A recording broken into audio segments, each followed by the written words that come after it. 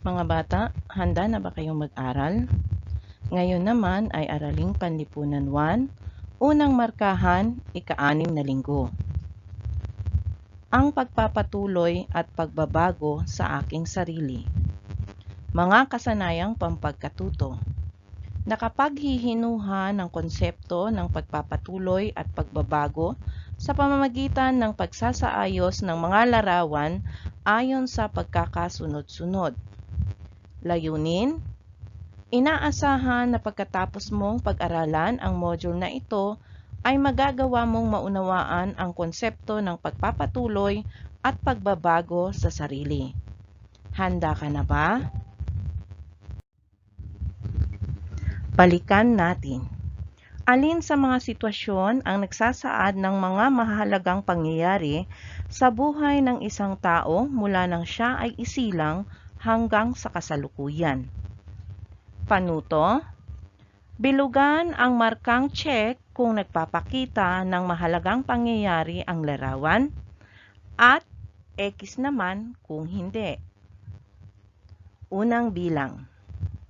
Pinabasbasan sa pook sambahan si Migo pagkatapos siyang isilang ng kanyang nanay. Ikalawang bilang. Ang batang si Buboy ay inaalalayan ng kanyang magulang sa kanyang unang paghakbang. Ikatlong bilang. Si Mimi at ang kanyang pamilya ay nagdiwang ng kanyang kaarawan. Kaapat na bilang. Si Miko ay madalas na makipag-away. Kalimang bilang. Nagtapos ng kindergarten si Benji. Unawain natin. Ang bata at ang patuloy niyang paglaki.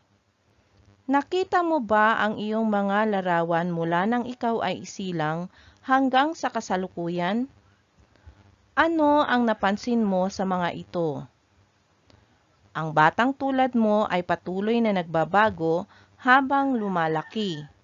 Ang mga pagbabagong ito ay maaaring pisikal, emosyonal, at intelektual. Ang mga halimbawa ng mga pagbabagong ito ay ang mga sumusunod.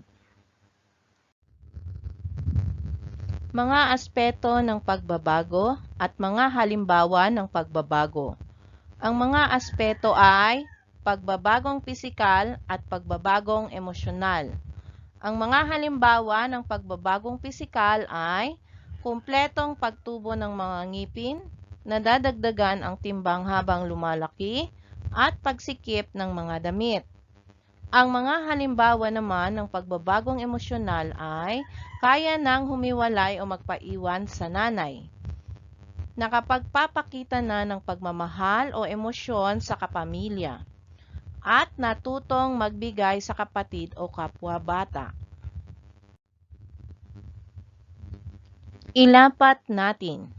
Ano-ano ang mga pagbabagong naganap sa iyo mula nang ikaw ay isilang hanggang sa kasalukuyan?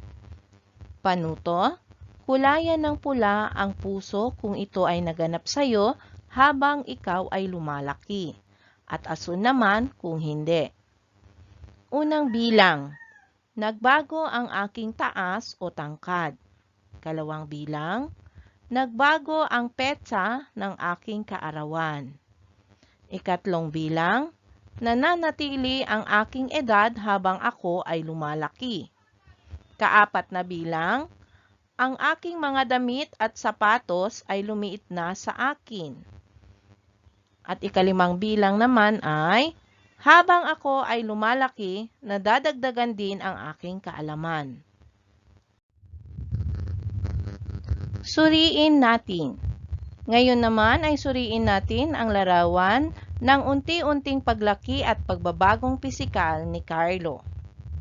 Panuto: bilugan ang masayang mukha kung sumasang-ayon ka sa paglalarawan, at malungkot na mukha naman kung hindi. Unang bilang. Unti-unting tumatangkad si Carlo habang siya ay lumalaki. Kalawang bilang. Habang lumalaki si Carlo ay nagbabago rin ang kanyang gusto. Ikatlong bilang. Nadadagdagan din ang edad ni Carlo habang siya ay lumalaki. Ika-4, nagbago ang kanyang pangalan habang siya ay lumalaki. Ka-5 bilang, nananatili ang petsa ng kaarawan ni Carlo habang siya ay lumalaki.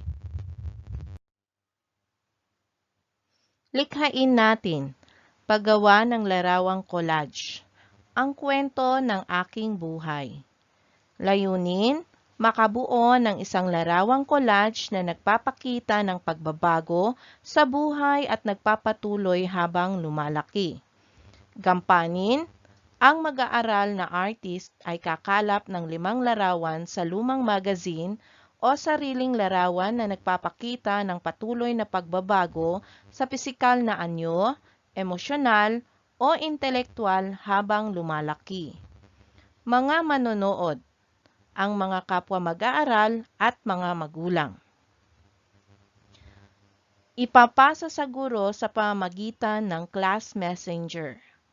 Sitwasyon, maibahagi sa mga kamag-aral ang mga pagbabagong nagaganap habang lumalaki.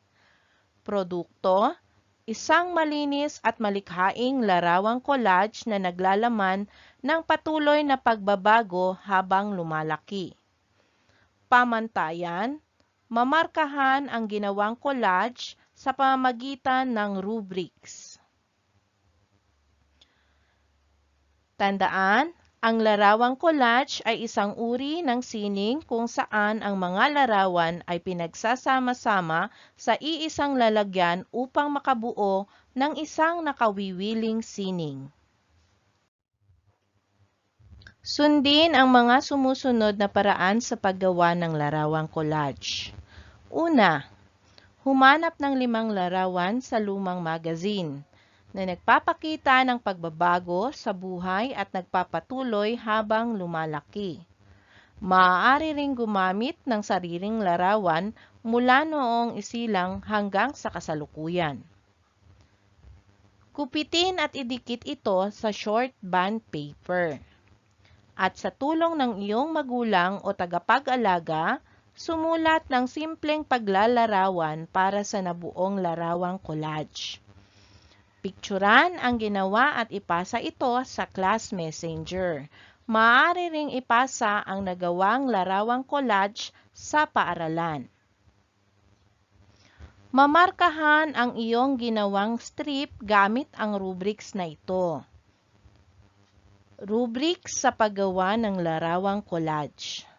Pamantayan, mensahe o ideya.